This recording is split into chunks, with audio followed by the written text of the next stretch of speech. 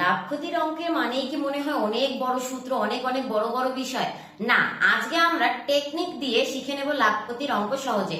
যারা পূর্বের ভিডিওগুলো দেখেছেন তাদের জন্য সহজ হবে। 500 টাকার আমরা এর আগে 10% বের করা শিখেছি। তাহলে 500 এর 10% মানে কত? এই 500 এর 10% করলে আমাদের কত আসে? 50। তাহলে এবার আমরা যদি ক্রয় মূল্য 20% বলছে, 10% এ 50 আর 10% এ আরো 50 আসবে, তার মানে কত? 100।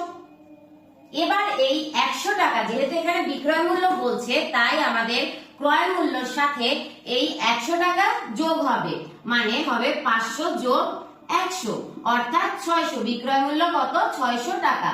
কিন্তু যদি এখানে আমাদের লাভ আছে তাই আমাদের যোগ হয়েছে, ঠিক আছে?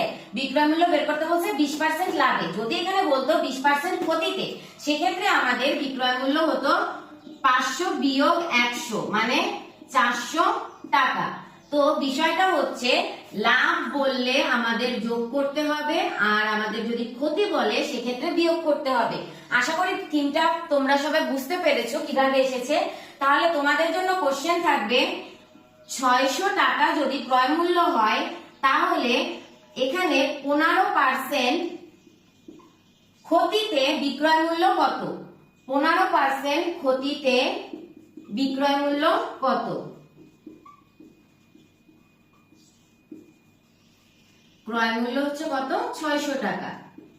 আশা করি যারা অঙ্কটা বুঝতে পেরেছে তাদের জন্য এই কোশ্চেনটার অ্যান্সার বের করা একদমই জলের মতো সহজ হবে।